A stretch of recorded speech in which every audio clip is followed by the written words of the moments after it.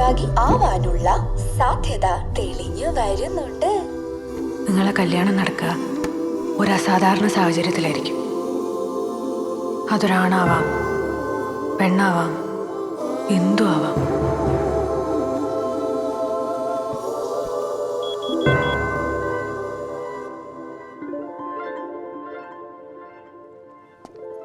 ജയേഷ് എന്താ ഇത്ര രാവിലെ? പുരയിലിരുന്നിട്ടൊരു സമാധാനമല്ലേ സാർ? പോര വേണ്ട, എൻ്റെ ക്യാബിനിലേക്ക് വാ, നമുക്ക് സംസാരിക്കാം. താൻ വാടോ. ഞങ്ങൾ കുറച്ച് പേരിവിടെ ഉണ്ടായിരുന്നു.